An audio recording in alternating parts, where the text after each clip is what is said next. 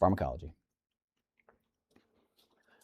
Now, we can discover all kinds of different meds and make sure, I mean, this will come through kind of superficially here. We don't need to know it just yet, but by the end of this program, you need to know a bunch of meds that aren't in your scope. Every year, the kids are coming back from registry saying, hey, I got a bunch of questions about meds that aren't in our scope.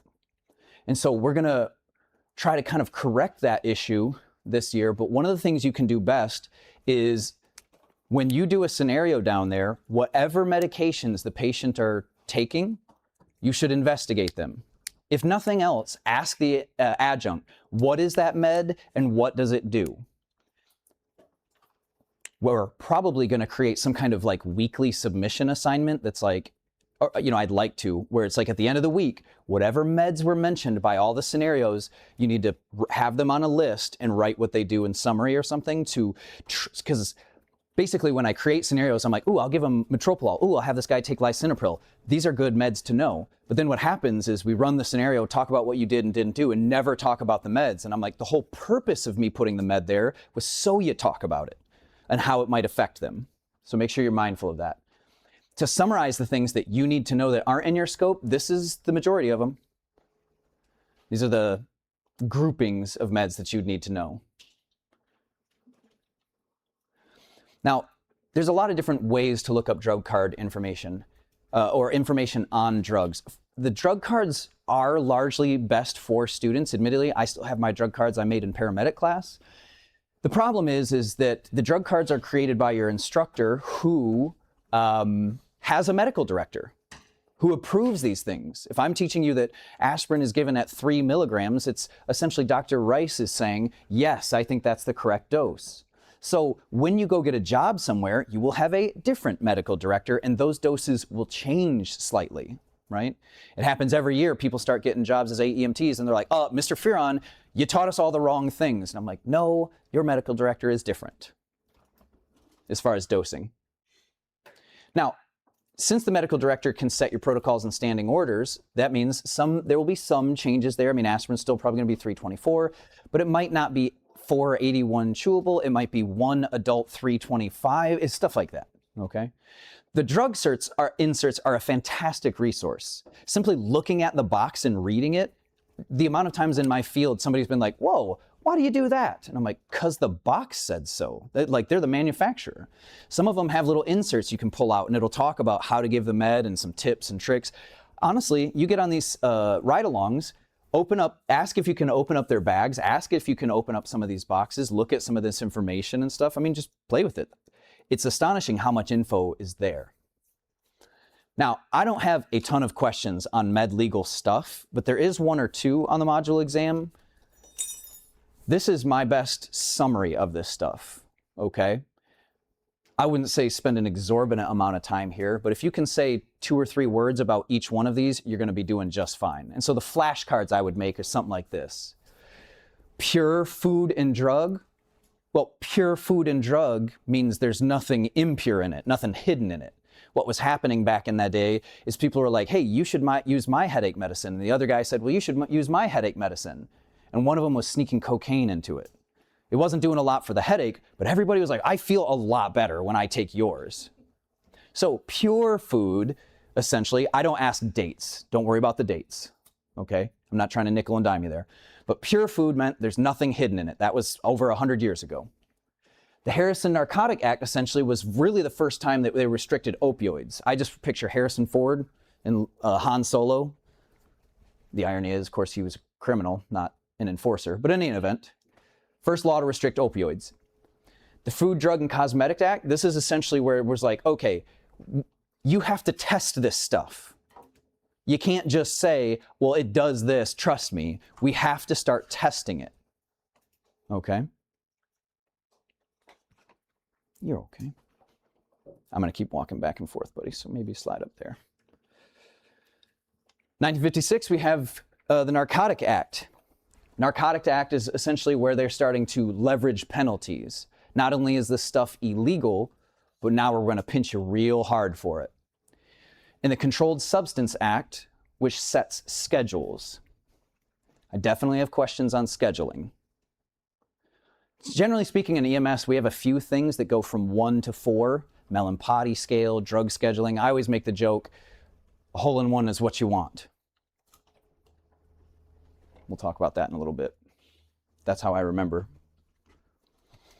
In your book, you'll see the 10 rights of medication administration.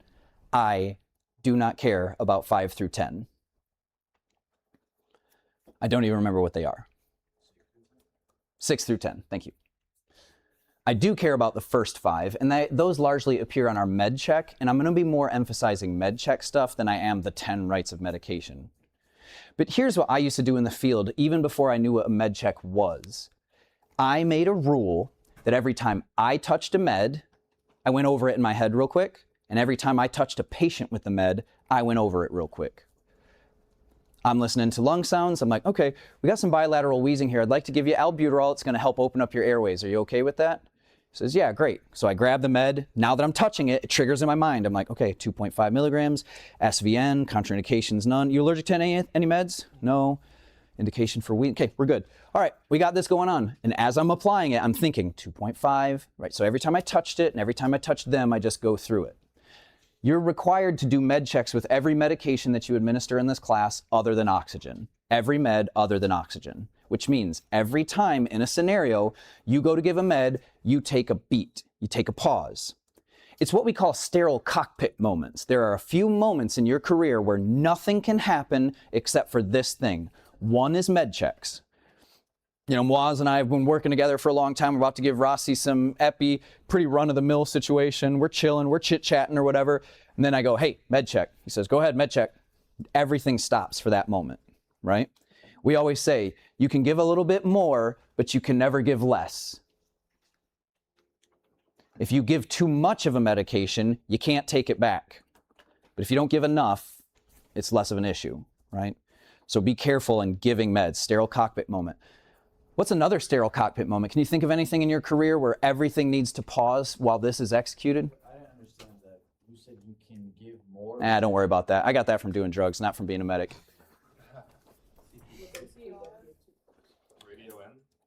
Radio is a good one. I suppose you kind of have to. The big one is patient movement. You know, here we are, we're cutting up, and I'm like, how are your kids? Yeah, whatever, come on, Mr. Jones, whatever. As I go to stand him up, we stop talking about anything that isn't his movement. Right? As I go to lift the stretcher, everything stops, right? So there's a big, I mean, sure, there's many moments, but yeah, no, I'd say, if a buddy was about to do something perhaps he shouldn't, I'd be like, all right, well, go low and go slow, because you can always take more, but you can never take less. Does that make sense? Yeah, and so all I meant to say, or all I mean to imply, is take a moment when you're giving meds, because if you give 10 times the dose, that's it. It's not like you can get it out of them, you know? Now, you'll see on your intervention cards our little med check, but this is how, is anybody familiar with the med check thing? Can I play it? Are you somewhat familiar? This is how we'll go. This is our script. I'll practice with Evan right now. I want to give, let's say, aspirin. Okay, sir, we're going to go ahead and give you aspirin. Partner, med check. Ready. Look, I need to give 324 milligrams of aspirin. I want to give that by mouth, and what's my indication? Chest pain. Well, I suspect ACS. Right? And contraindications, well, hemophilia, an allergy to the med, allergy to NSAIDs, and any sign of internal or external bleeding. Sound right? Okay? There are no contraindications. We just talked about it. I agree, and go ahead. Now, when you go into a practical, you will have a silent partner. It looks like this year for our module exam, I'm saying practical, I guess it's called a different thing now. Thursday, when you go into the module exam, you're going to have one adjunct present who's going to be doing the grading, and we're going to leapfrog silent partner students. So the first one essentially will be like Javier, I don't even know, Mr. Prem and Mr. Thompson. I don't know who's there right now. Mr. Thompson will be your partner, and when that's done, essentially, you'll be the partner for the next one, and we'll be silent partners leapfrogging throughout the day, okay? Your partner can perform a med check with you, and they won't correct you, but they won't authorize it. What that means is you are encouraged to do med checks. Not only do you get points for them, but if your partner says no, that should be a dead giveaway that something is wrong. Now, we won't let them be wrong. If Brandon doesn't know his meds and you're like, oh, I want 325 of aspirin, and he's like, no, thank you, and he's wrong, I'll say, he doesn't say that, go ahead and administer the medicine. You see what I'm saying? But you should do med checks in the world because it's good for you. You should do med checks in our scenarios because it can save your grade. The amount of times people go to give a med that they're contraindicated and their partner's like, no, I don't want to do that. Use your partners, do med checks. And this is how it's done, just like this. Some version of this. Med check, go ahead, med check. All the meds that you want to give and the indications, contraindications, list the contraindications. We good? Yeah, send it. Great. Right? Sterile cockpit moment. We want to make sure that we're on par. Here's our blank drug cards. We're somewhat familiar with the layout already. But we want to talk about drug profiles in general. You're going to see some of these words appear on the book, in the book, on the exam. Drug name, classification, mechanism of action, indication, contraindications, also the pharmacokinetics of a thing, adverse effects, side effects, dosages, routes, and all these kind of things. Put pretty simply, we're just talking about drug name is what it's called, and there's a series of names. The classification is basically how this thing works. What's a classification of aspirin? Yeah, and so perhaps it's a misnomer to say tissue. I don't know that platelet, or sorry, is described as a tissue. I'm not sure. But it's essentially my summary of saying, okay, where's the target? What is it doing, right? The mechanism is less, oh, how do we classify this, and more, how exactly is it working? These especially become important as patients start taking their own meds. If a guy's already taken an erectile dysfunction drug, that's a nitrile drug. If it's causing vasodilation and you give your nitrate drug, it's going to double up on the vasodilation, and we don't want that. Now, the book lists a million things about drug absorption, and I only put this up here to say, see this? We don't need to study that right now.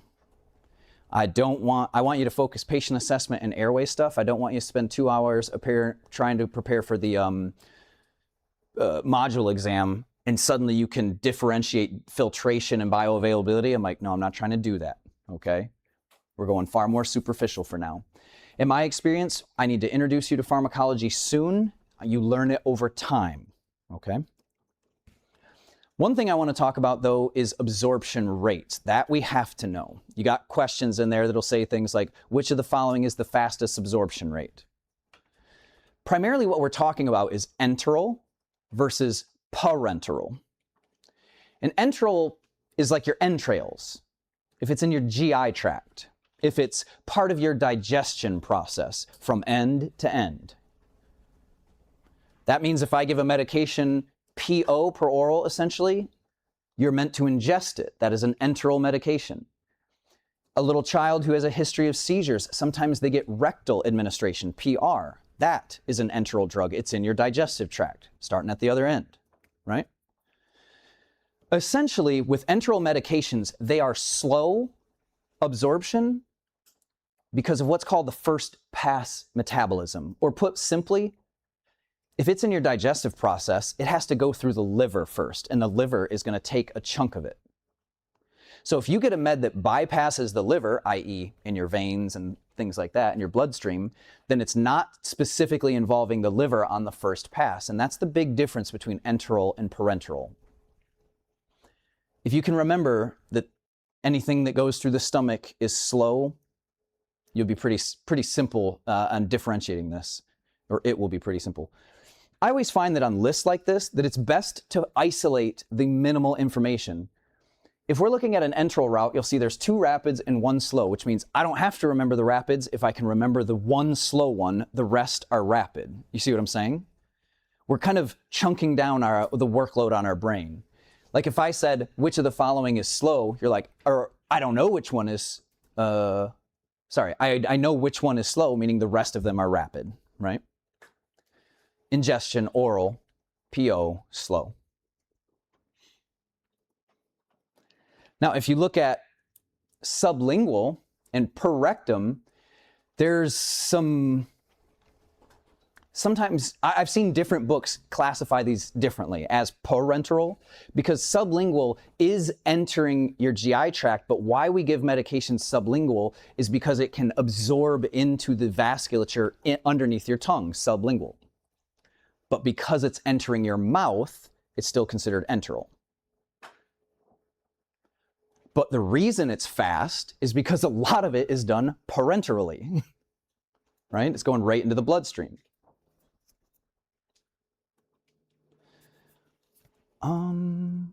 You see here in the biotransformation, essentially where the med starts and what it becomes as it goes through your body, that's biotransformation.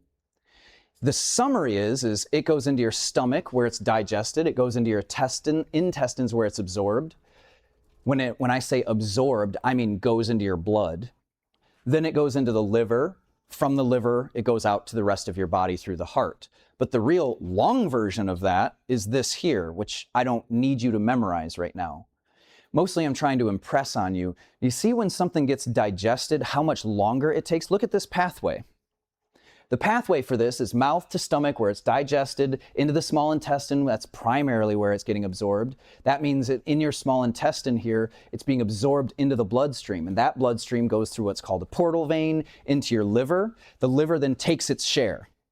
If 100% of that med is absorbed into your bloodstream, the liver's like, I'm going to take 50% of that, or whatever. It affects different meds differently. And it metabolizes it, and you don't use it. Which means when I give somebody 324 of aspirin, I know full well that they're not getting 324 of aspirin. I have to give 324 so that when the liver takes its share, you're getting enough of it remaining. Make sense? Now, if you become geriatric or if you have liver failure, suddenly your liver is not taking its share. Which means if I give you 324 of aspirin, you're getting 324 of aspirin. And with aspirin, that's maybe not that big of a deal. But we'll talk about it when we go into A class, like fentanyl, for example. When we have geriatric patients, we are cutting the dose in half now. Somebody explained to me why ALS might need to cut the dose of fentanyl in half. Their organs look less. Yeah. They're not. If I'm giving you a 100% fentanyl dose, I anticipate that a bunch of 20, 30-year-olds or whatever is going to take a share of that. The liver is going to process 20, 40, 30, whatever percent of it. So you're not actually getting a 100% dose. But if you have liver failure, now you have 100% of that fentanyl floating around in your blood. It'll have a different, stronger effect. Now, parenteral skips the first pass. This is stuff that's going directly into your blood. Generally speaking, if you didn't eat it, or if it's not in your mouth or nose, then it's probably parenteral, meaning not in your entrail, outside of your GI. Because even though the first pass system in enteral means we go through the mouth, we go through the esophagus, we go through the stomach, it gets broken down, we go into the pit, eventually ending at the heart where it's circulated the body. If you put something in a person's vein, it goes to the heart, it goes to the body. There is no processing by the liver on the first pass by. Again, if we try to isolate the parts of this, we can see that parenteral has 1, 2, 3, 4, 5, 6, 7 entries. 2 of those are slow. If you can remember that the skin is slow, that's the cutaneous, subcutaneous, and transcutaneous. These are different areas of the skin, different layers. Cutaneous is skin. So the skin is slow. Muscle is moderate. Do we have any intramuscular medications in our scope? What do we got? Epi's one. What's another?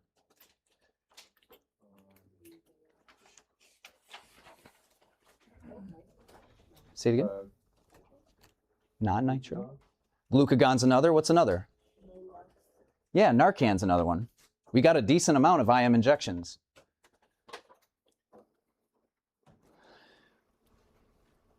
You can see here anything that's going directly into the bloodstream is much faster.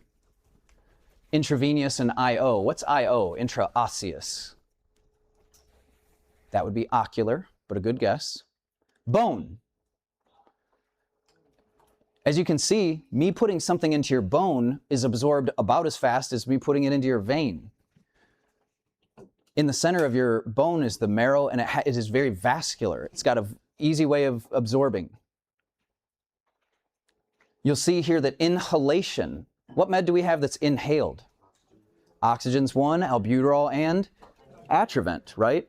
It turns out that your lungs are also very vascular, right? Billions of capillaries wrapping around those things. Intranasal, we got a lot of turbinates in there with surface area going out the wazoo, right? Make sure you know the speeds of these things. Yes, ma'am. What would a what? So the dural part of epidural, obviously not in our scope, is referring to one of the layers of the meninges. So your skull has layers to it, and the epidural is talking about inserting it just above that layer of the meninge in your spine. Very cool. Dura, I think, is Dutch for hard, and mater, dura mater, I think is mother, so it means hard mother, which is also my street name, but anyway. Mechanism of action. We'll spend some time talking about this in a different way as slides go on. Let's talk about medication names. There are 4 different types of names for medications. You will almost always be referring to them in the generic or the trade name. The chemical name is the precise chemical composition of the med. The generic name is given by the FDA, the Food and Drug Administration. That's basically what the med is called. It's also worth noting that the generic name is not capitalized unless it's at the beginning of a sentence. That can be super helpful on a list. The official name is by the USP, the United States Pharmacopoeia. They're not a governmental agency, they're an independent agency. If the FDA is saying, hey, this is what we agree to call this med, the USP is essentially verifying the strength, purity, and consistency. You will very rarely interact with the USP name, and it almost always is just the generic name followed by USP. The trade name we're probably most familiar with as lay people. If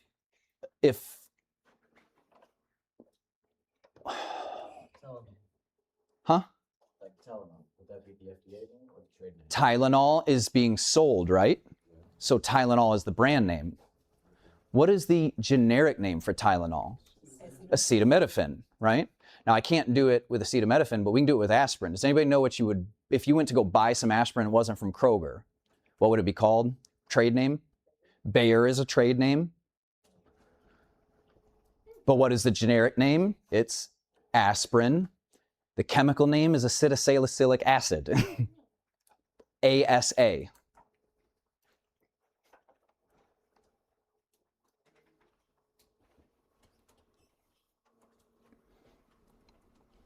Here's nitro. Nitro by chemical is glycerol trinitrate. The generic name is nitro, no capitalization. The USP says, yeah, we like nitro. Let's call it nitro USP. They're the ones that give that name essentially. And then the trade name, you might see stuff like this: nitrostat, nitroglycerin lingual spray, blah, blah, blah, nitrodur, all kinds of stuff. Okay. What is acute coronary syndrome? Heart attack, that's half of it.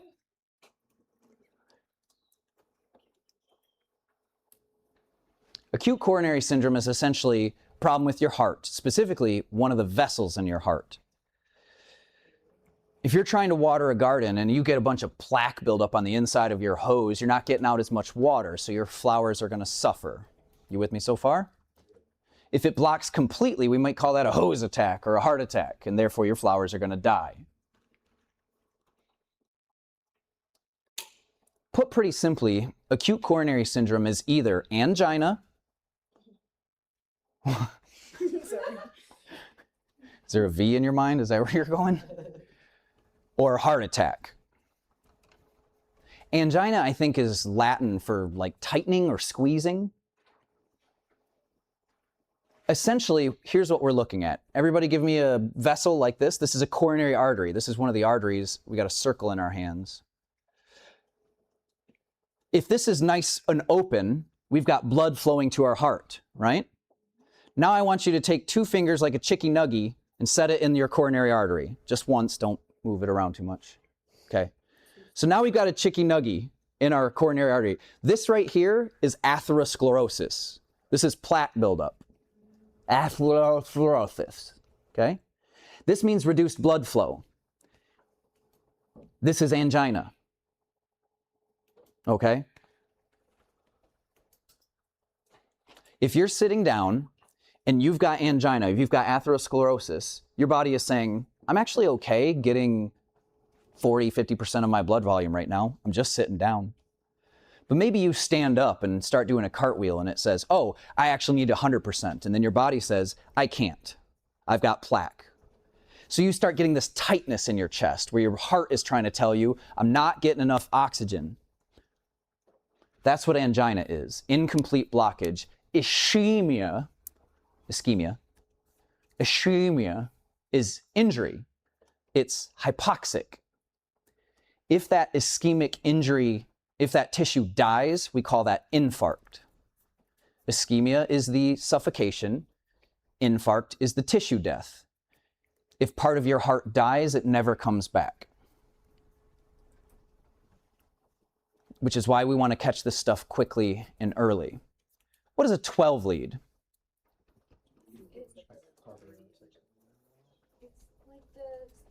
That's right, stickers. If you put a bunch of stickers on a person's chest connected to wires to a cardiac monitor, in summary, a 12 lead is looking for a heart attack. Is it in your scope to place people on a 12 lead? Yes, it is. It's on our paper for primary. Darn right, it's on your paper for primary. If you walk into a chest pain scenario, difficulty breathing scenario, or dizziness scenario, or probably really any scenario, we haven't gone through cardio. I don't need you how to do a 12 lead, but I need you to know you need to say it. We're en route to a patient complaining of chest pain. Should that person get a 12 lead? Yes. Why? Chest pain could be heart attack. Expect the worst. So all I say is, hey partner, when we get in there, why don't you get a full set of vitals, get me a 12 lead as soon as you can. But that 12 lead does us no good looking at it. We're not trained to interpret it. Where do I got to do with it? We just apply it. We just put it on and take a picture. Taking a picture of their heart. I got to send that to the doctors. And so my radio report, hey, this is Alpha 214, we're en route to your facility with emergent traffic. I got a 39-year-old male complaining of chest pain. We're suspecting acute myocardial infarction. We've given aspirin, nitro, oxygen due to dyspnea. You will also see a 12 lead we've transmitted to you. Let me know what the doc wants to do. Right? Because he might call back and say, don't come here, it's a heart attack. Go lights and sirens, don't go. He'll say all kinds of things. So make sure that we're applying 12 leads and transmitting them. We can verbalize this until we go through cardiology. You good, buddy? You said that once heart muscle dies, it doesn't come back. Yeah. So whenever we're doing CPR, isn't that us bringing the heart back from a death? You doing CPR is returning perfusion to the heart. If part of the heart has died, it's not coming back. Now, you might get a heartbeat back, but the question might be, well, how, And if it continues, at what percentage of its original capability is it? Like, that's why essentially, don't die. If you go into cardiac arrest and we do CPR on you, a lot of times people, even if they come back, they don't come back the same. Their brain tissue dies, their heart muscle dies. Dying is not super conducive to living. Yeah. Aspirin. We're going to see aspirin in a couple of different forms. You'll see on the right, this is adult swallowable, and this is adult or chewable. This is where you'll usually see it. 81 milligrams given for. A lot of times what I'll do is I'll just pour 4 tabs into a cup and then give the cup to the patient so they can. Otherwise, you're kind of doing one of these things, and it's like their lips are always sticky and the meds are, it's not great. But generally speaking, if you just put 4 baby aspirin into the patient's hand, they can gob it down. They chew it up and then they swallow it. They're not that bad. Usually they're orange flavored.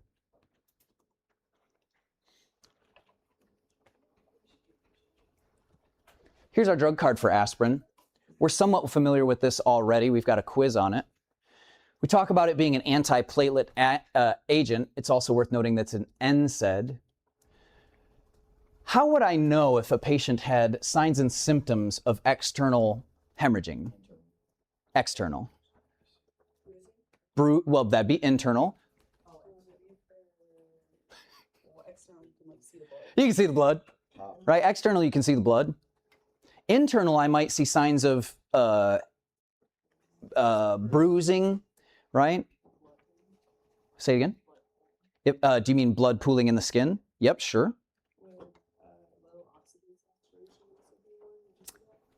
I would say that low oxygen saturation isn't an indication of internal hemorrhaging, but if you thought internal hemorrhaging and saw low O2, that might kind of help your case. But I'm not seeing, you know, pulse ox of 90 and being like, oh, he's bleeding internally. I might, it's not crazy, but it's not enough. Low blood pressure?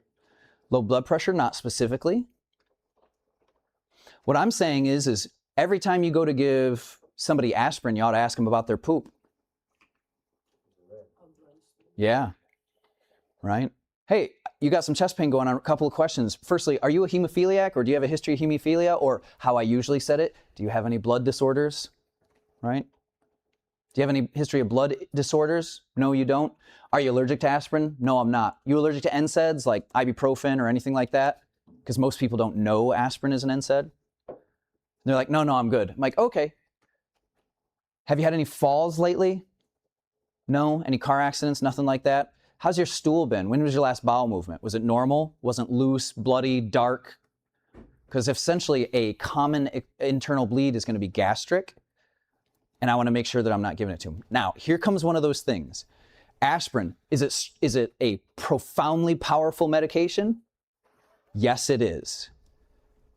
I mean, if I have 10 people who are going to die of a heart attack and I give all of them aspirin, suddenly 2.3 of them aren't dying because I gave them an over-the-counter medication. That's unbelievable. The only more powerful medication we have is oxygen. Turns out if I don't give oxygen to, or if people don't have oxygen, 100% of them die, right? But there are so many different meds that we have that can affect a person's life. The fact that an over-the-counter, almost innocuous medication can save 23% of people having a deadly heart attack is astounding for us. Here's what I'm saying. If your patient qualifies for any of these contraindications, you can't give them the med, but you don't stop there. What do you think I should tell you to do? Med control, what do I want to say to them? Med control, we gave the patient this much. Well, I'm not giving it to them. I have to have approval because it's contraindicated. You tell them the contraindication. I say, hey, my patient said he's allergic to aspirin. He says he gets an upset stomach when he takes it. My patient said, I got a patient that said he had little red streaks in his stool, but I'm sure he's having a heart attack. Can you authorize me to give this med anyways? And that doctor's gonna be like, yeah, we can fix a tummy problem, but aspirin's gonna save his life. But you can't give people meds that are contraindicated, but a doctor can overrule that essentially. So I'm saying, don't give it to them, but you should seek approval.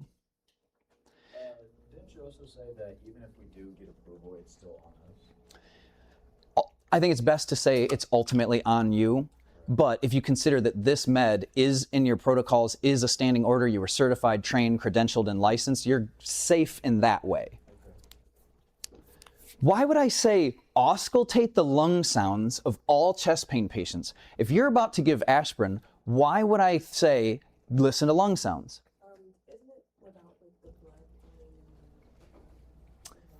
Isn't about blood pooling in your lungs.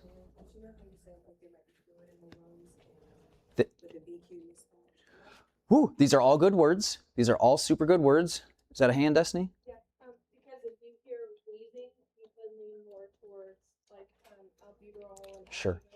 If you hear wheezing, there's a good one. Okay, so let's say I've got a patient. My chief complaint is chest pain. Could that be a lung issue? If you go up there and give that chest pain patient aspirin because they said chest pain, then you listen to lung sounds and find out they're having an asthma attack, does that aspirin do anything for them? So why do I say we should auscultate lung sounds for chest pain patients? To rule out asthma, or really much, I think where T was going, any lung problem. What if you said chest pain and you listen and it's what's called rhonchi? That's a sign of pneumonia. And suddenly you're like, oh, you have chest pain because you have pneumonia. I can hear it in your lungs.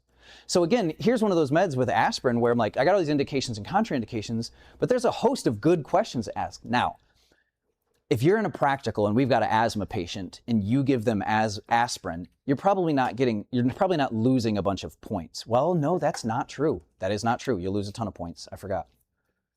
Any med that isn't indicated is like 10% off. The reason is you can't go in and say, I'm just going to give them every med I have. One of those will be worth points. No, that's catastrophic. Rossi? If we say asthma makes a lung problem, will it hurt them? It will likely not hurt them, but it's going to be a ton of points off. Your patient shouldn't get meds they don't need. Now, if you think it might be a heart attack and give aspirin, that's a different situation. You might be right while you're wrong. That takes some thinking on my part. You see what I'm saying?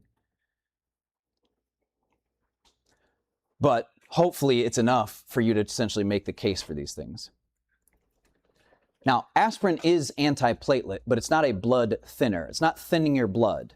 Aspirin doesn't fix problems. It just stops them from getting worse. Okay?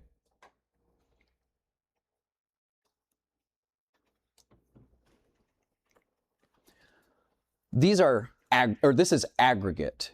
We learned this essentially from, well, I've now forgotten the name. When I was doing construction, we'd refer to this as aggregate, these big chunks, right? When you get injured, the process is largely three-step. Let's say a blood vessel gets broken. One of the first things it will do is vasoconstrict, vessel constrict. It's constricting to essentially minimize the blood loss in that area. Then your platelets are going to get activated and they're going to start clotting. We want a blood clot here to stop the blood from leaving our vessels. Then a net will get cast over it and it'll start building up scabs and scars and the whole like. Where aspirin comes into play is it essentially lubricates the platelets and won't let them bind anymore. Now, it's not busting the clot, it's not a thrombolytic, it's not a blood thinner, but whatever clot you got building can't get any bigger once aspirin is administered, and that's why it's so important. Yes, having a clot that's occluding some of your vessel is bad, but if it clots all the way, your tissue's going to infarct. That's the worst. We give aspirin for possible heart attacks, not for brain attacks. Somebody tell me why. Well, because generally speaking, I get a heart attack not because of a broken vessel. I get it from atherosclerosis and a clogged drain. But strokes can either be a clogged vessel or a ruptured vessel. Why don't I give aspirin to somebody that I think is having a stroke? Because if it's a bleed, it'll bleed more. And they both essentially present the same way. So you don't know, you say, oh, this patient's got signs and symptoms of a stroke. I'm going to give aspirin. I hope it's ischemic, because if it is, it's going to help a lot. But if it isn't, yeah, can you sign your car over, please? Yeah. And you find out by looking for internal bleeding or something? With a stroke, we're never giving aspirin.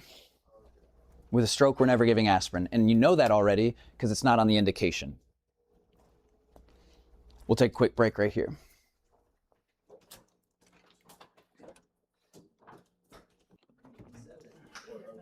All right. Nitro's our other med we're given for chest pain. But nitro doesn't do anything with the clot. Why is nitro beneficial? It's a vasodilator. What does vasodilation mean? Dilates the vessels, right? Making them larger, like a balloon blown up, right? Why does it benefit us, if it does nothing to the clot, to have the vessel the clot is in larger? Well done. We're doing just fine. It allows more blood to flow through. You notice how it doesn't have a reduction in mortality note? There isn't any proof to say that if we have 10 people and I give them nitro, that somehow some of them are living now. It hasn't been proven to save people's lives. Largely we're giving it all the same. We're giving a nitro essentially because under the theory that it helps. Also, it's going to reduce pain. If I can get more blood flow through the area, it might not mean that you die less likely, but it might mean essentially that you hurt less. When people are hurting, They exhibit an adrenergic response. Adrenaline flows through. Their heart rate goes up. Their breathing rate goes up. If your heart has a clot in it, it's not getting blood and oxygen like it needs. If you're suddenly speeding up your heart rate, suddenly speeding up your breathing rate, increasing your myocardial oxygen demand, you're going to kill that heart faster. Which is why as a medic, I would often give like morphine when people have heart attacks. You'd be like, oh, does morphine somehow affect directly the clot or the vein? I'm like, nope. It turns out when you're not in a lot of pain, you quit getting so worked up. With nitro, we want to apply this as either a tablet or a spray. Sir, I'd like to give you some nitro here. It's got a habit of giving you a headache. That's how we know it's working, because it vasodilates everywhere, right? Go ahead and open your tongue, or lift your tongue up. I set it right under your tongue. Go ahead and let that dissolve. Or a spray, right? Let it spray. It's absorbing sublingually. It's absorbing in your enteral route. If you're allergic to it, obviously we don't give it. Why would I be conscientious of blood pressure? Now be careful here.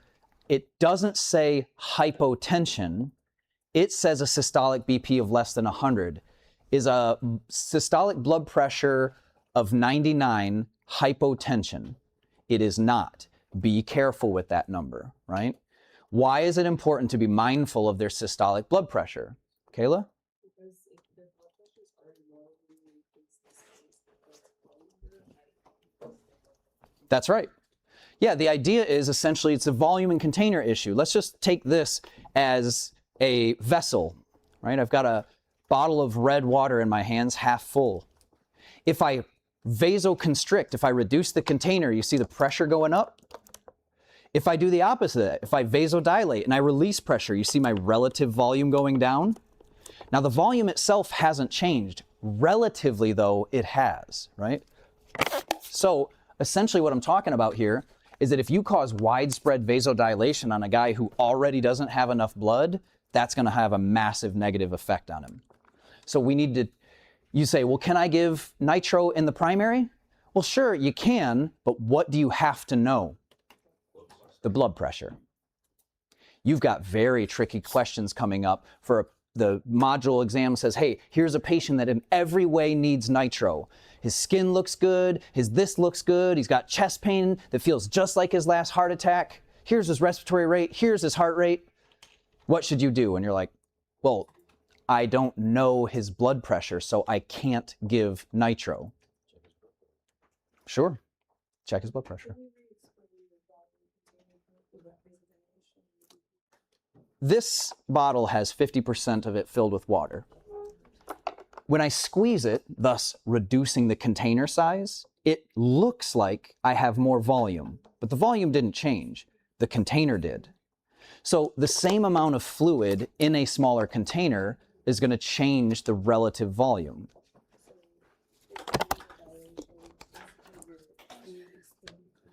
Yep, vasodilation will cause the container to expand and the blood pressure to go down. Why would bradycardia be a contraindication? John? Okay. If you cause vasodilation, your heart would want to speed up and it can't if it's too slow. I like that answer. Evan? If it's already working slow, it's going to put even more stress on the heart, having to try and pump the blood through a bigger. Yeah, if the heart is underworked and unable to do it, oh, I was going to call on you. Because your cardiac output decreases. Because cardiac output is what? Volume times rate. Heart rate times stroke volume. What we're saying here is one of the contraindications is half of the cardiac output formula. The other one is the other half. If your heart rate is too slow, you don't move enough blood volume. If your blood volume is too slow, you're going to have to increase your rate. If I've got a guy whose heart rate is already too low, and then I add a volume problem when he's also having a rate problem, both sides of the equation are low. That guy's definitely going down. Erectile dysfunction drugs are nitrates. Essentially, some guy was like, hey, I'm going to develop a new blood pressure med. Oh, it vasodilates in one area very specifically. It doesn't do a lot for blood pressure, but it does a lot for other things. And so essentially, we have to make sure, men and women, because it'll work on both of them, before I give you this med, are you allergic to it? No. I know your blood pressure, I already know your pulse rate. Have you taken any erectile dysfunction drugs? No, I haven't. Okay. Caleb? Is it the only drug that's like specific to one area? Does that make sense? Erectile dysfunction drugs? No, because for example, I have albuterol that is highly specific to your beta 2 receptors in your lungs, but that's not the only place you have beta receptors. So there are plenty of meds that work highly specific in some places, but not in others.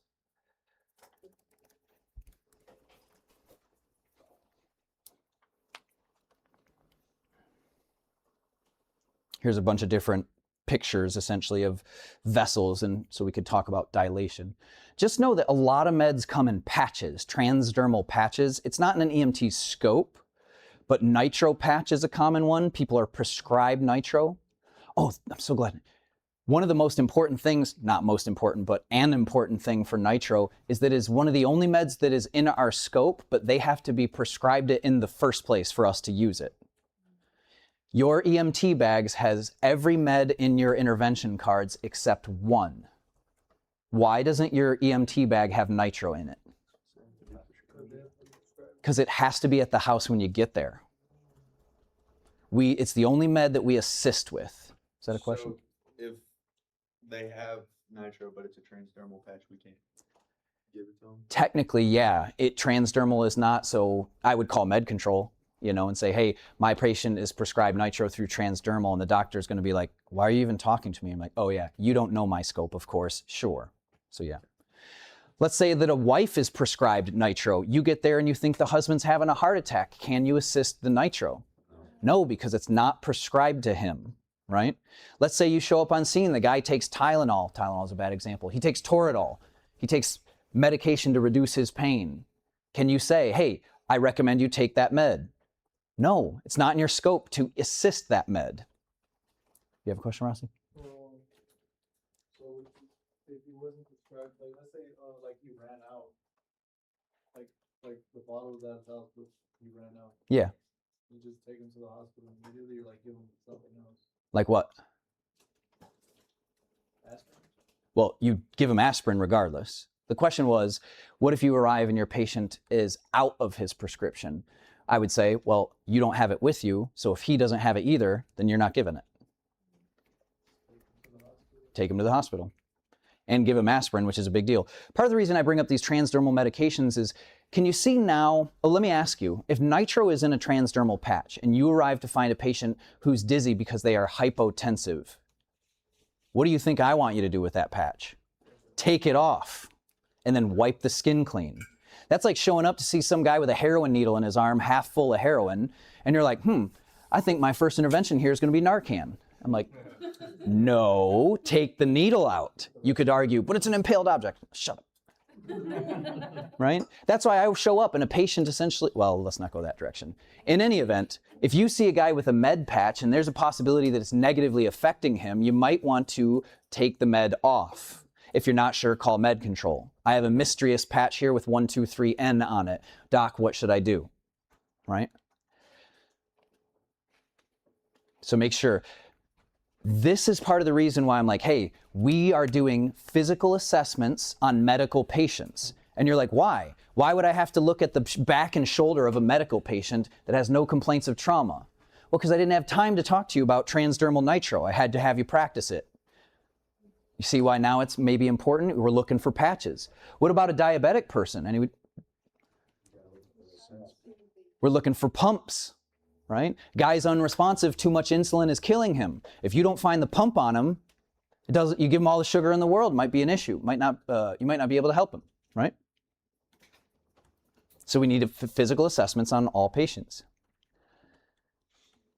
Oral glucose. This is essentially just candy in a little bag. I will never nickel and dime you on these doses. Some of them are 15 grams, some of them are 20 grams, but usually it's just whole entire tube or not. I don't have questions that are going to make you slice it that thin, but make sure that you know that it's measured in grams. This is a lot of medication. It's just candy. The big concern here is that if a patient is choking, is at risk of choking, we cannot give it to them. If your patient is lethargic, fatigued, weak, unable to control their own airway, unresponsive, responsive only to verbal, we can't give them something. Picture yourself spooning some oatmeal and giving it to your patient. You know the oatmeal is going to fix them, but if they choke on the oatmeal while you're giving it to them, that does you no good. The same is true for oral glucose. If there's a person that might not be able to accept oral glucose, we'll be opting for glucagon. We'll talk about that in a bit. Does anybody know why I say that the contraindication, an adverse effect is hyperglycemia? If you give them a bunch of sugar, you might send their sugar up too high, but people are dying from low blood sugar in minutes. They're dying from high blood sugar in hours. So we're more concerned about the low blood sugar. Always assess blood sugar in suspected stroke patients. If you walk up and a guy's got hemiparesis, half of his face is melting like this, that is a strong indicator of a possibility of a stroke. Somebody tell me what a stroke is. Not enough oxygen to the brain. That's part of it. It could also be not enough sugar. It's not enough perfusion in the brain, which is the blood flow that takes the oxygen and the sugar. Now tell me why hypoglycemia can mimic a stroke. Because it's the other half of the metabolic equation, right? So if I see a guy that's got a face melting stroke, unilateral deficits, he's aphasic and whatnot, you should check his sugar. Because if it's a sugar problem, you can save his life. You can fix it. If his sugar comes back normal, it's time to go to a stroke center. Make sense? T? So for transport, if you see someone have a stroke and then it's something about their sugar, do you transport them to a stroke center? If I see a person I think is having a stroke, I must check their sugar. If their sugar is low, I'm going to administer oral glucose if I can. It will definitely, probably fix the sugar problem and then resolve the stroke symptoms. Yes, but would you go to a stroke center? Probably not. If I see symptom resolution because if the equation is patient stroke symptoms, low blood sugar, I add blood sugar, stroke symptoms gone, then I'll go wherever he wants. I won't even say we need to go to a stroke center. I just fixed your problem with sugar. It's probably not a stroke. A stroke would be a clot or a bleed in the brain. Sugar can't improve that because it can't get to where it needs to go. Glucagon is a naturally occurring hormone. Your pancreas makes it. Your pancreas makes insulin. Your pancreas makes glucagon. I'll say this, you say it back to me. Insulin makes your sugar go down. Glucagon makes your sugar go up. When we get into A class, we're going to talk about glycogenolysis and glycogenesis and all the G's of sugar. I got a cute little potato, looks straight thuggin'. But in the meantime, make sure you know that insulin allows sugar to move from your blood into the cells. Glucagon is releasing sugar into your blood. Yari, you got a patient that just overdosed on insulin. What do you expect his blood sugar to be, high or low? Low. Excellent. In fact, I've had friends in the past that would be like, oh, look, we're going out to dinner with this guy. He's a diabetic. My one buddy was like, look, if you start to have a hypoglycemic issue, teach me how to use your insulin pen so I can save your life. And I was like, no, that kills him. That's the opposite. They're like, but sugar problem, I give med. No. If your sugar is low, you need to add sugar. If your sugar is high, you need to use sugar. Soleil, if I have a patient that if I have a patient, don't look at me. Fine, moi, no, I'm just kidding. Soleil, if I have a patient that overdoses on glucagon, does their sugar go up or down? Up, there you go. Aren't you glad I called on you? The reason why we have to be careful, don't be afraid of glucagon. People are afraid of glucagon. They're like, if you give it to the wrong person, if they're already, they don't have good stores, you're going to kill them. No, if they don't have the sugar they need, they're going to die. And if glucagon is the only solution you have, then you need to give it to them. Now, if a person is malnourished or emaciated, if they're thin, they don't have good stores of fat, glucagon may not work because glucagon isn't just creating sugar, it's releasing sugar from your liver and fat stores. If they don't have much fat stores, it's not going to do them much good. But it's not a contraindication. Don't be afraid to use glucagon. There's some conversation in there about these terms, solute, solvent, and solution. Solute is the solid. Let's look at this Kool-Aid here. Oh yeah. Kool-Aid, the actual powder and the sugar that we would add, these are the solids. That's what's called solute. Solvent is what it dissolves into, the liquid. If I've got a gallon jug of water and I've got a Kool-Aid packet, which one is higher volume? The solute, which is the Kool-Aid packet, or the solvent, which is the gallon jug? The solvent. There's way more solvent. How you can remember these things is this is the shorter word, this is the slightly longer word. When you add them together, it's the longest word. Solute plus solvent is the solution, right? I'm thirsty. What's the solution? Kool-Aid plus water and then probably sugar or else yucky, right? So make sure you're able to differentiate these terms, solute, solvent, and solution. A solute and solvent combination, this isn't in our scope, but this is methylprednisone. This is what we give to asthmatic patients as paramedics. It starts with a powder down here and a liquid up here. John, which one is the solute, which one's the solvent? The solute is the powder. How we would administer this med is I would push down on the top, it would push this little orange stopper down, these things would mix, and it would become a solution. What's the term? There is a term that identifies that these things will separate. No, I forgot it. Say it again. Suspension. Excellent job, Kayla. We have to do this. We have to keep them separate because if we mix them, they will separate anyways. So we essentially, it only stays mixed for a short amount of time, called a suspension. Glucagon is like that. Glucagon, you will find a solute in here and a solvent in here, and you have to mix this.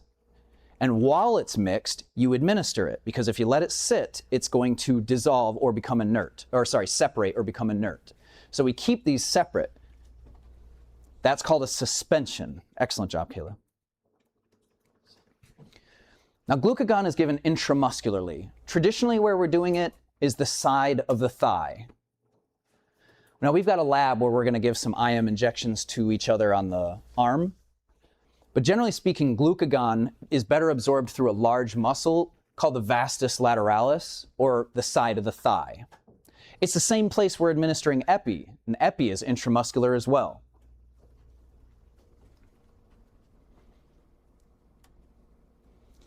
It's important to know that when you do intramuscular injections, here's a couple of rules. There's a skill list. We've got a lab on it, but this you should know for sure. When I go to do an IM injection, I don't ball the skin up. I don't squeeze the skin up. I push it flat.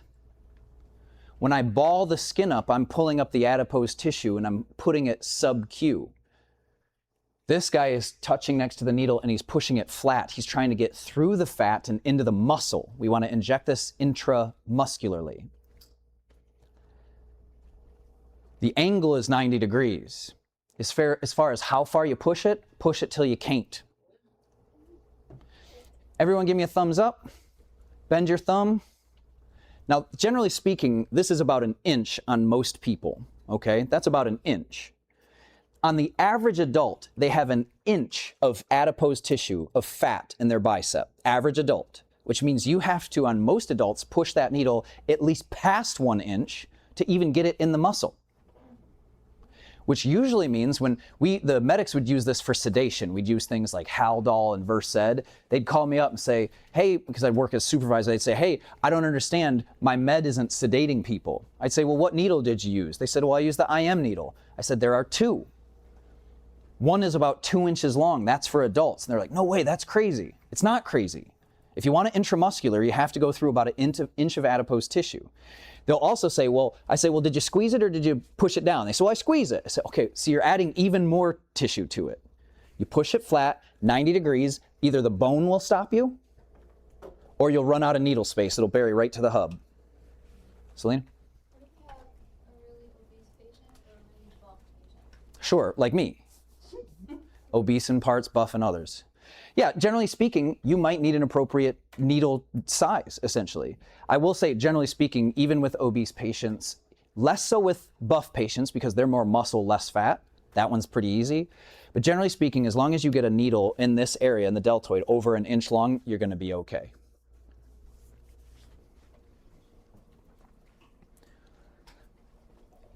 We'll talk about it more in AEMT, where we can give dextrose IV.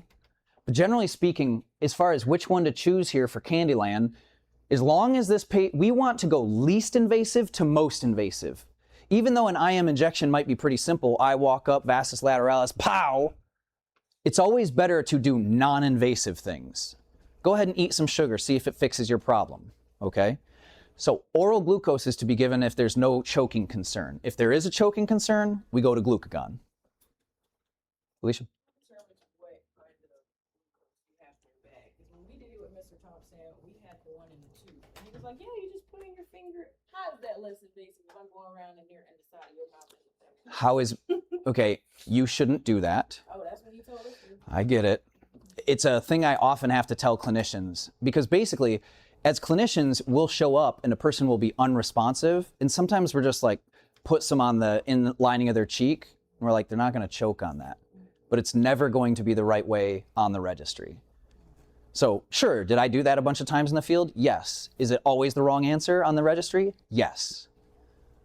So I would say, don't smear it on the inside of their cheek. Essentially, you say, hey, open your mouth. I'm going to put this in there. If they can't follow your commands, then they shouldn't get it. If I'm manually applying it, it shouldn't do that. But I appreciate you bringing it up. Huh? Yeah, and so my point would be is that them eating something is less invasive than sticking them with a needle. Yeah, and if they couldn't take that. All right. Asthma is a disease, right? It's a disease, it's pathology. Specifically, it's a reactive disease. Asthma is a condition that we name, I don't even know how to phrase it. Name, condition, name, condition. There we are. That's how you say it. If essentially we all take in a big deep breath and some grass and animal fuzz and some dust get inside of our lungs, most of us are fine. It's not great for us, but most of us are fine. If Leah takes that in and her airway overreacts and clamps down to that, we call that asthma. Asthma is a condition of an overreactive airway. It reacts way too much. Specifically, it's the lower airways, the bronchi and the bronchioles more than anything, meaning the trachea isn't collapsing. What would it be if the larynx or trachea collapsed? We wouldn't call that asthma. What sound would that make? Stridor, upper airway stuff. So this is bronchi and bronchioles. It's a reactive lower airway disease. A reactive lower airway disease that causes bronchospasm. The lung sound is wheezing. There's a lot to say about asthma. Now, we aren't going to put people on end tidal. We aren't going to be able to see bronchoconstriction. We are going to have to deduce it by the sound. Put pretty simply, if you hear wheezing, suspect bronchospasm, give albuterol and Atrovent.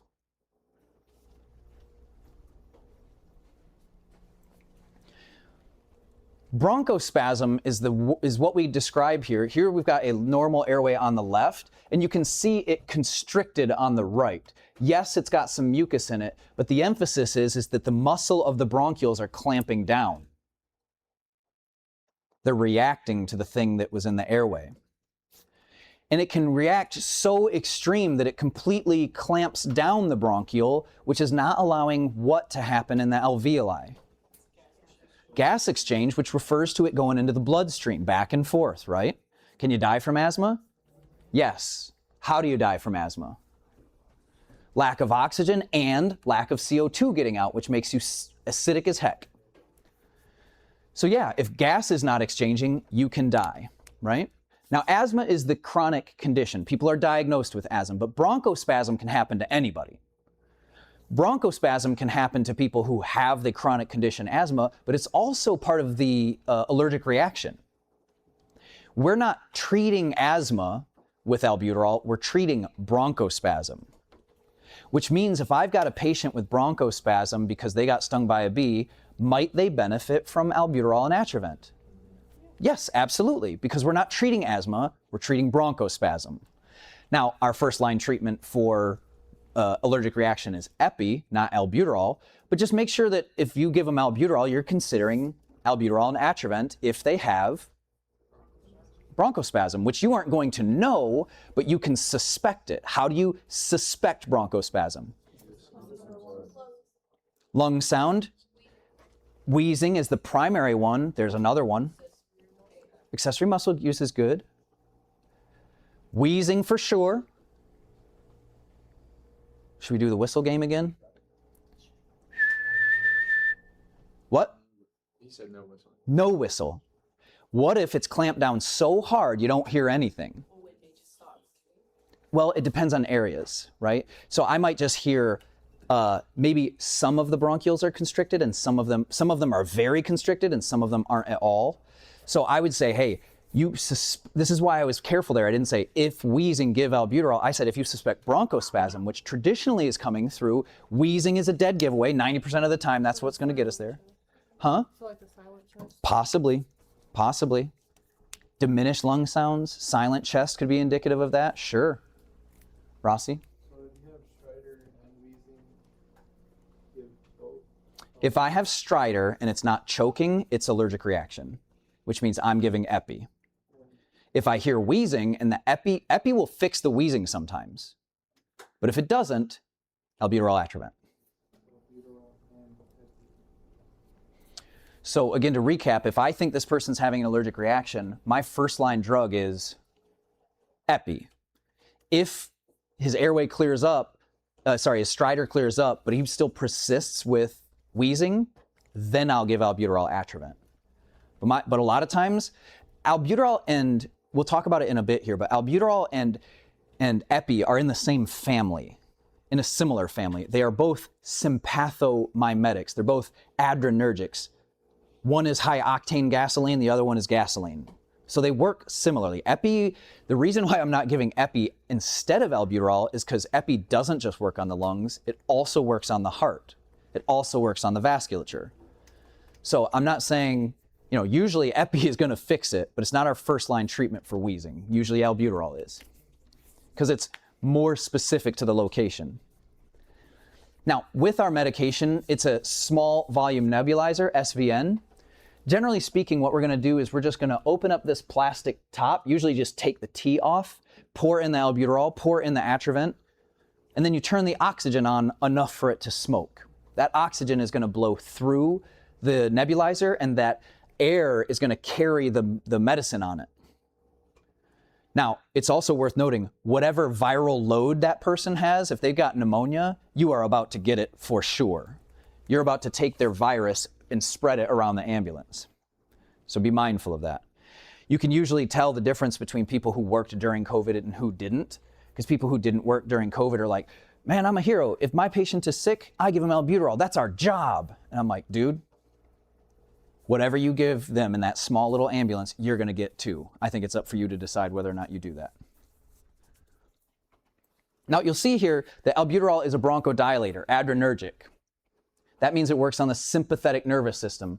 Sympathetic, mimetic, to mimic the sympathetic nervous system. We give it for bronchospasm, that is often asthma, COPD, or anaphylaxis, and our dosing is the same adults and peds.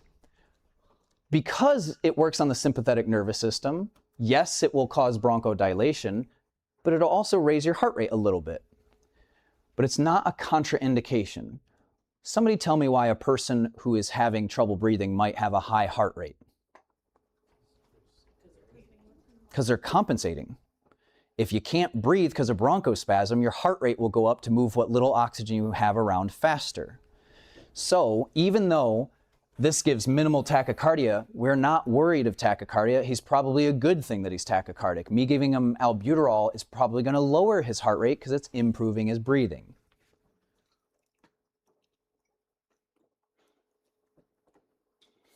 Essentially, your sympathetic nervous system has receptor sites. The most important ones you need to know are beta 1 and beta 2. How many hearts you got? Which one, beta 1 or beta 2, affects that? How many lungs you got?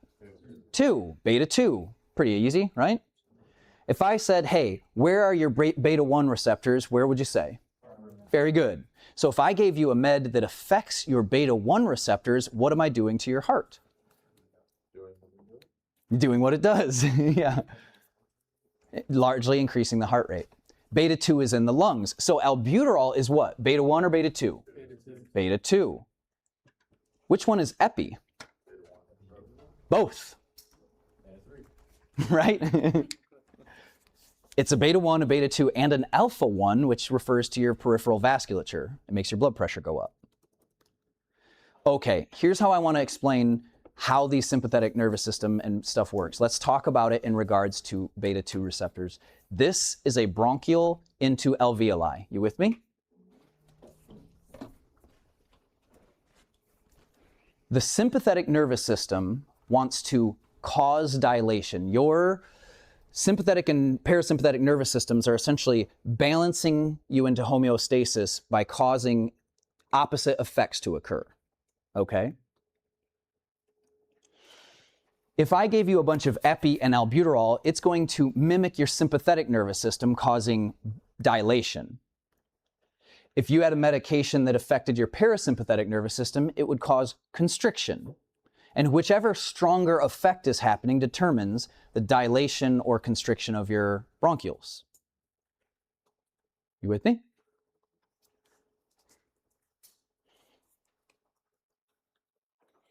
On your bronchioles, you've got receptor sites. They're like little grabby hands. In your brain, you've got little grabby hands, little opiate receptors. As heroin flows through your body, it's going to go past my fingernails, no receptors. Go past my fingies, maybe no receptors.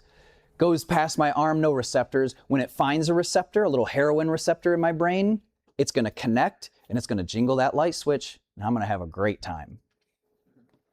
Part of the problem is that's not all that happens when that good time jingle occurs. So too does my central nervous system recede. Yes, it releases some feel-good chemicals when it connects to that receptor, but it also can stop me from breathing. That part, not so great. Now, if you breathe in albuterol, there are no beta 2 receptors on your larynx. There's none on your trachea. There's none on your bronchi. It's not, or I should say, at least I can end at the trachea. It's not going to cause dilation there because there are no beta 2 receptors there. As albuterol floats by and stimulates this response, it's going to cause bronchodilation. Okay? You also have parasympathetic nervous receptors there, but it's not going to be affected unless a chemical goes by and connects to those receptor sites. When we're talking about chemicals binding to sites and eliciting a response, that term is referred to as agonism. You're binding to the site and causing a reaction. Let's talk about albuterol. Is albuterol a beta 2 agonist? What does that mean? It activates the sympathetic nervous system. That's right. Albuterol activates the sympathetic nervous system, but specifically the beta 2 receptors. Where are the beta 2 receptors? In the lungs, on your bronchioles. Very good. If I gave a medication that bound to the site and didn't allow it to work, we'd call it anti-agonism. It's still binding to the site, but it's not allowing something to work. The best example of that would be Narcan. Yeah. If I inject heroin or an opiate or fentanyl, these kind of things, it's going to bind to my opiate receptor sites. It's going to make me feel good and maybe stop me from breathing. It's agonizing my opiate receptor sites. If I give an antagonist to those opiate receptor sites like Narcan, it's going to go kick out the molecule and make it so that heroin can't bind to it anymore, and it just floats around in my system. Caleb? Yes, it is. Suboxone is heroin and Narcan mixed. It's to say, like, hey, getting yourself a little heroin is not great, but since you can't stop yourself from doing it, I'm going to mix it with Narcan so you don't kill yourself. The problem is people will light up Suboxone and inject that into their veins, and that is not great. So if I agonize our beta-2 receptors, it causes bronchodilation, right? What med does that? Albuterol. Does albuterol have any effect on the parasympathetic nervous system? No. It is an adrenergic. It's a sympathomimic, sympathomimetic. It works on the sympathetic nervous system.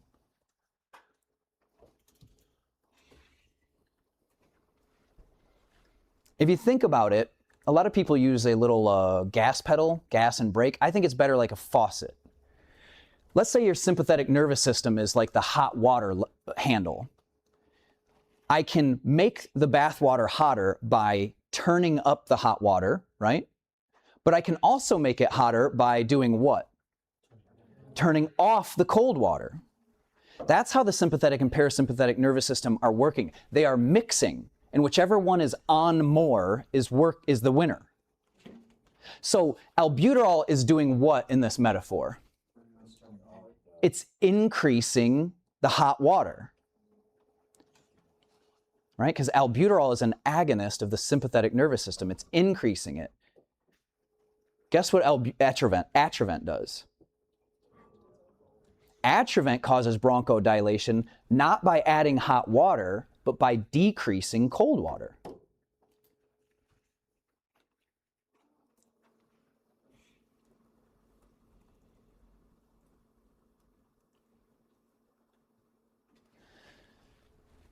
Albuterol is saying, hey, bind to beta receptors, bronchodilation. Albuterol is causing the sympathetic nervous system to work. Atrovent isn't affecting the sympathetic nervous system. It's telling the parasympathetic to stop doing what it's doing. If the parasympathetic is constantly saying, hey, I want to constrict, and the sympathetic is saying, I want to dilate, one med encourages the dilation, the other med discourages the constriction. They are working on different systems to produce the same effect. So Atrovent, much like albuterol, is for bronchospasm. The only big difference here is traditionally we give one dose of Atrovent, and albuterol can just be given over and over and over and over. It can cause dry mouth because when you give anticholinergics, it dries you up. So albuterol works on the sympathetic nervous system. It causes bronchodilation. Atrovent doesn't work on the sympathetic nervous system. It works on the parasympathetic. So albuterol causes bronchodilation, but Atrovent is inhibiting bronchoconstriction. They are working on different parts of the autonomic nervous system. Was? We were told that we could administer both at the same time. Yep, you mix them together. You just pour both in the small volume nebulizer and then you inhale it. If that runs out and they still have wheezing, keep the albuterol rolling. You can only put Atrovent once. Yep. Epi. Epi can be given as an EMT through an auto-injector, meaning a pre-filled syringe, or you can draw it up and give it manually if your protocols dictate that, which is why we're going to have to teach you how to draw up the meds. If you find it in a vial here with this plastic cap, all you have to do is inject a needle in, draw up the med, and you're good to go. If it's an ampule like this that's all glass, you have to take a piece of gauze at the top, break that sucker in half, and then you have to draw it up with a filtered needle. There's this plastic needle here, or stylet, and inside it is a little mesh filter to stop the pieces of glass from getting drawn up. Selena? If the vial is better, why are there any glass? Why are there glass ampules? Probably cost. and design and choice and any number of different things. But I would agree, if I had an ambulance service, which one would I prefer? Well, I suspect the one with the vial, so I don't have to risk giving people glass emboli. But I'll bet you that one is pennies, that one is quarters. But then you'd say, well, how much is a filter plastic needle? So I don't know. Epi is an adrenergic. It's a sympathomimetic. What's the other med we have that's an adrenergic, sympathomimetic? Albuterol. They both work on the sympathetic nervous system. You see how epinephrine is a beta-2 agonist? The big difference here is that albuterol almost exclusively works on which receptor sites? Okay, beta-2.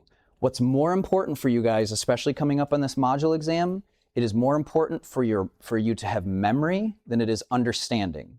I say albuterol, you say beta-2. I say beta-2, you say lungs, right? Where's albuterol working? Beta-2. Where are the beta-2? Good. What does that mean? Not important right now. It's more important that you have that memorized. Or more to the point, if you memorize the drug card, you'll be fine. I have a question on there, very simple. Which of the following receptor sites does albuterol work on? Simple as that. Okay? Albuterol doesn't just work on beta-2, it works on beta-1, which infects your what? Heart, and alpha-1, which affects your arms and legs and peripheral vessels. Essentially, if I give you epinephrine, yes, it will cause bronchodilation, what they call smooth muscle relaxation, but it's also going to cause your heart rate to go up and squeeze harder. That's what beta-1 does. And it's also going to cause your vessels to clamp down. We'll talk about it when we get into allergic reaction, but basically what happens is I get stung by a bee, all of my veins and arteries dilate, my blood pressure plummets. I give epi, it causes constriction of the vessels, my blood pressure goes up.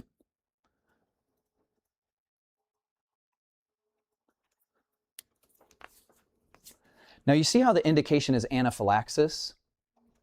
Do not mistake that as severe and unbelievably obvious allergic reaction. I have a test question coming up that says minor reaction, moderate reaction, major reaction. Half the class gets it wrong every year, and I never make those classifications. They're made up classifications. What do you give epi for? Anaphylaxis. Did I say minor, moderate, or major? No.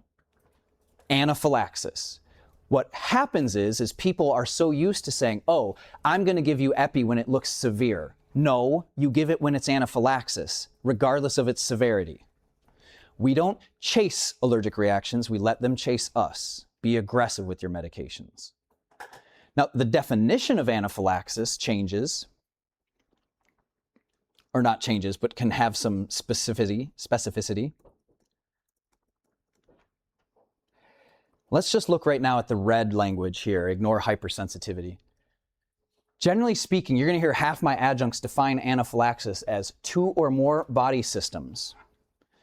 That means I've got wheals, hives, or urticaria. That's my dermatological system. That's not what it's called. What's it called? It's not dermatological, is it? Cutaneous? I forget what it's called. Integumentary. That's what it's called. Right? If I have effects on my skin, that's one system. If I have high heart rate, that's 2, right? So there we go. We give epi. I don't make that qualification in here. I say, if you see anything other than isolated rash, urticaria, wheals, hives, all synonymous, if you see anything other than just that, epi. What happens is students miss differentiating systems. They'll say, I don't understand. This guy's just got hives. His blood pressure is fine. I say, yeah, but he's tachy at 106. And they're like, so? I'm like, that is the cardiovascular system. That's 2 systems. You say, all the guy did was cough once. Okay, cough is your lungs, and you have hives. That's 2 systems. Okay, don't do the 2 system thing. If you think your guy's having an allergic reaction and it's anything other than this, I mean isolated wheezing, isolated tachycardia, isolated anything other than hives, give epi. Now, you have to be careful here. Some things look like allergic reactions and they aren't. You show up to a restaurant, a guy has stridor. The question becomes, is he allergic to the fish he just ate, or is he choking on the fish he just ate? So getting us through when to give epi requires a little bit of discernment. I see a bunch of bumps on a guy. I give epi. Turns out he was born with those bumps. I'm like, oh man, right? So make sure that you know, based on your investigation, what to do. Epi is one of the first meds where we'll see pediatric dosing. This is weight-based dosing. With an adult, all we're doing is drawing up 0.3 milligrams and giving it. Q4 minutes means every 4 minutes. With a kid, we got to pull out a calculator. With a kid, we got to first know their weight and then multiply the dose by that weight. If you're like, well, that's difficult, I'm like, then quit. Some kid is going to need a life-saving intervention, and he's going to need you to be good at this math. We don't have to do a ton of math in here, but the math we do is very important. Now, there's a lot of ways through this. First of all, the more you do this, the easier it is. How you get good at this is practicing it.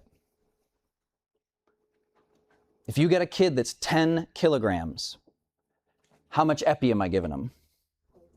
1.1. Well, there's different ways to do this math. You can cross multiply, you can move the decimal. Essentially, it'll be up to you how you get there. What I want to help you with more than anything is how to determine how much a kid weighs. Everyone holds up their hand like this. Give me a thumbs up. This is a 1.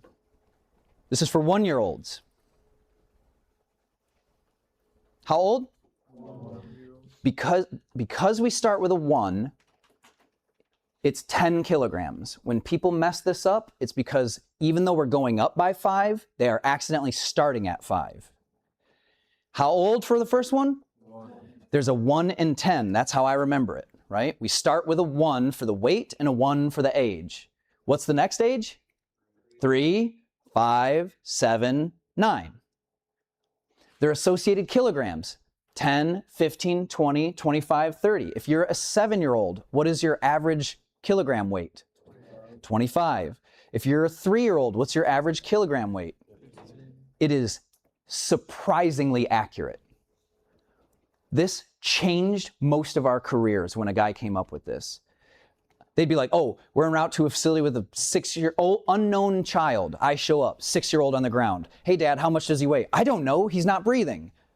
Now I have to like Google average body weight, or I hold the sack of potatoes in one hand and gauge it out. Then I do the math. Now I'm like, oh, you're dispatched to a 5-year-old male. I'm like, cool, 1, 3, 5, 10, 15, 20, 20 kilograms with epi. That's over 2.2 milligrams of epi. I know walking in the door, hey, fire, let's go ahead and draw up 0.2 epi. As opposed to walking in and being like, bleh! Know your hand tevi so you can dose out your kids. Moise. If we're going between 5 and 7, we go like 2.5. So 2 would be 2.5 plus this, so it would be 12.5. 15 is 17.5. 20 is 22.5. It's surprisingly accurate. Changed my career.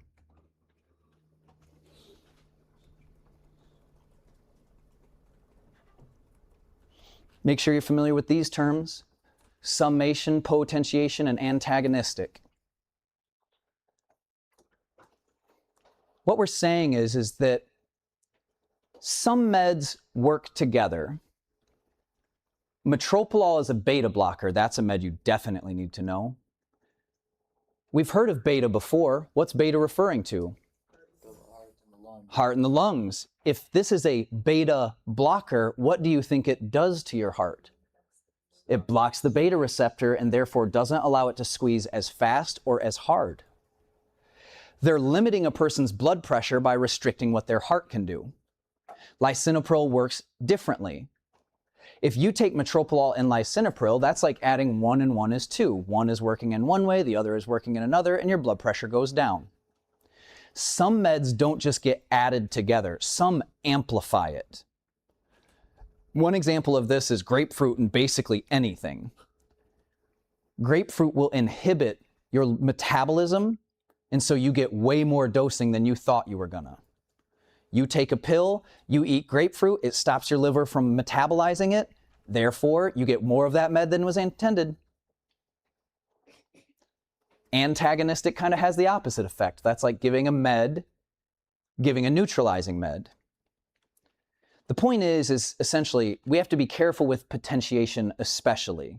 Potentiation has a way of saying, hey, I'm used to how this med works, and suddenly it's being multiplied exponentially because of some other med's effects. Potentiation is a big concern. None of our meds potentiate with each other.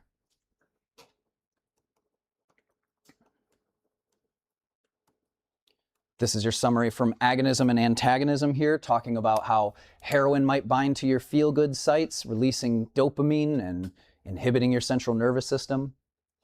An antagonist like Narcan will literally go in there, scoop that receptor out, and prevent things from binding to it. It's important to know what agonism is and what antagonism is.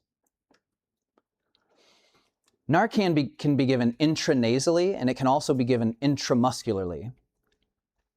Intranasal is less invasive.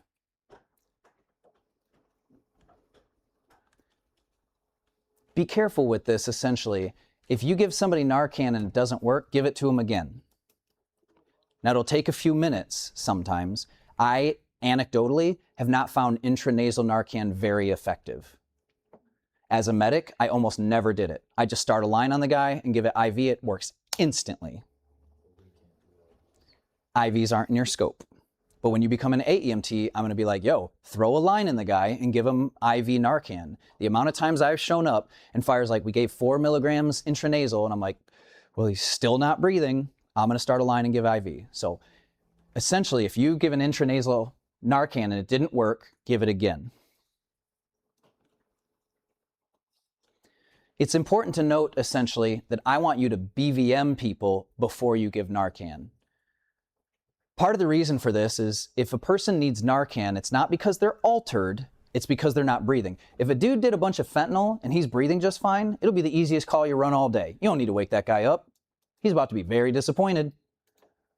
But if he's not breathing, then we're going to give Narcan. But what I don't want is for you to go over to the bag, try to find your Narcan, get the atomizer together, attach the thing, measure the doses, do a med check, all the while the guy's not breathing. Throw me a BVM, get me some Narcan, please. Okay? So make sure that you're BVMing. Now, you'll also hear in the field people will say, well, they're not having a Narcan withdrawal, just BVM them. And I'm like, no, the med will allow them to reverse the agent that's keeping them from breathing. Give them the med. Turns out when people control their own airway, they do a much better job than us doing it for them. Also, you BVMing a guy for 25 minutes isn't a harmless intervention. It's putting air into the stomach. It might cause barometric or pressure issues. If they throw up, we got a major complication. Whereas Narcan, which is largely harmless, can reverse the problem very quick. Now, generally speaking, when we're giving Narcan to people, it's because of the respiratory depression, not the level of consciousness.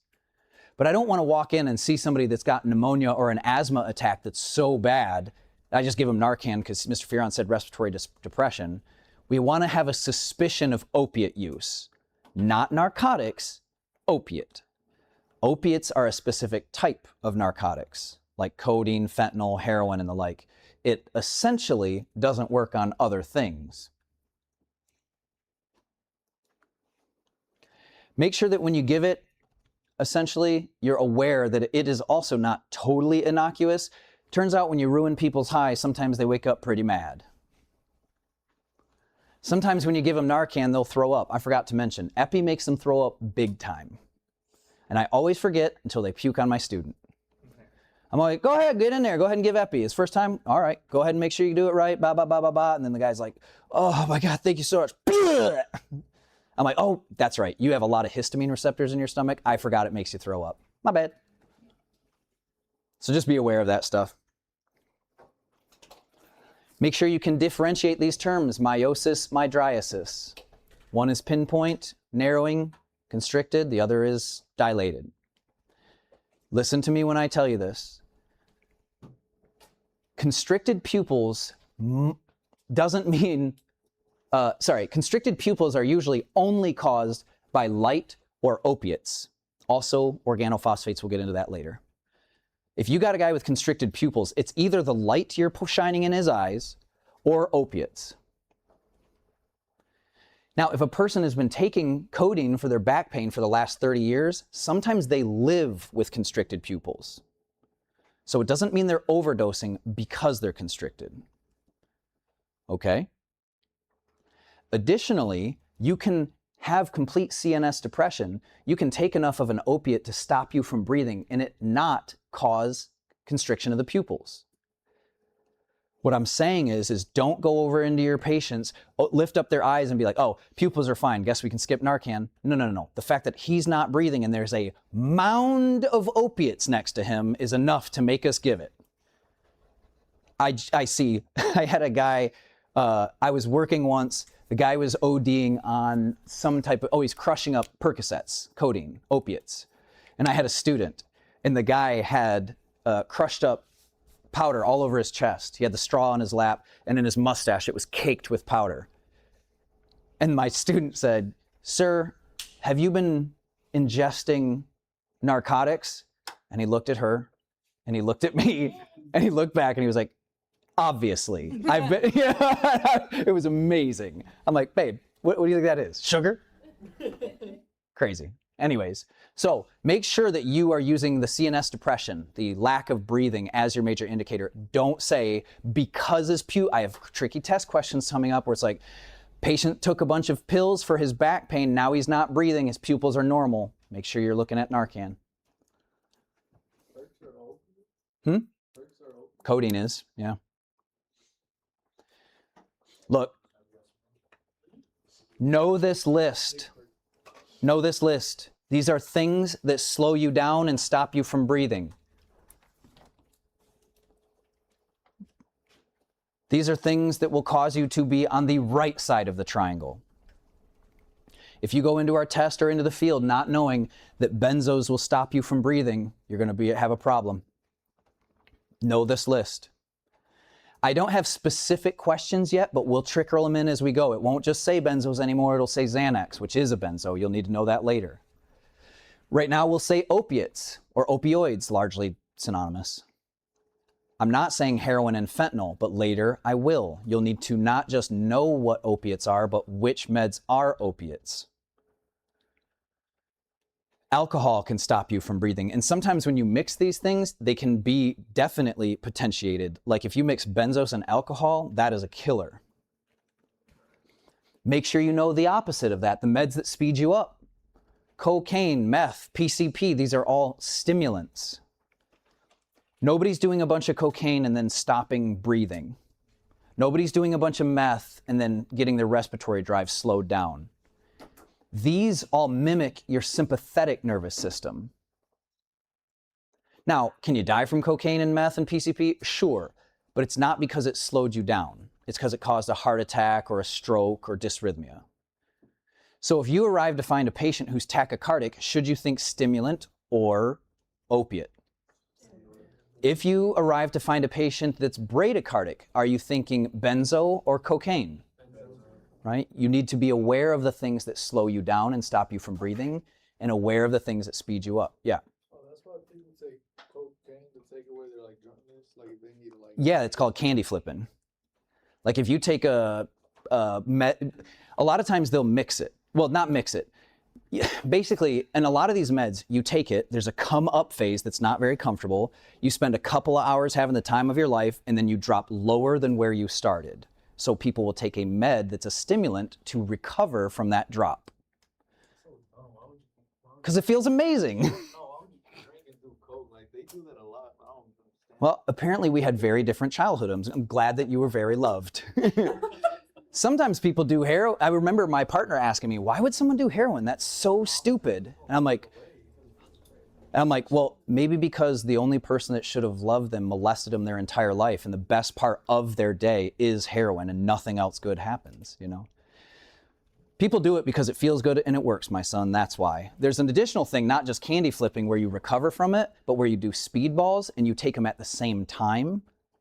Those are such fun patients. Which one hits first? They both hit. And basically I show up and they're just like, and I give them a sedative to slow them down, then they stop breathing. So I give them Narcan to get them breathing. Then they start waking up, so I do it. And it's just like spinning 2 plates. That's a lot of fun. It's super dangerous for them though. Yeah. The cops, because the cops will go with you because they're losing their minds. And so the cop's like, he's not breathing again. I'm like, yeah, he'll do that. Little Narcan starts breathing. They're like, he's losing his mind. I'm like, yeah, he'll do that. Give him Versed. And they're just back and forth. They're just like, what's happening? And I'm like, dude, you're just taking a plus and a minus. That's, whew.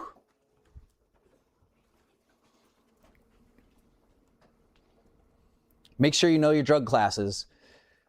I'll avoid my public service announcement about how cocaine and heroin are Schedule 1 and so is marijuana. Youch. Did they? For what? Yeah. I don't know that they did. Did they? Oh, really? Look, I actually think that THC has a profoundly negative effect on a person's life, but to compare it to heroin is lunacy. It's Schedule 3 now. Okay. Neat. Okay.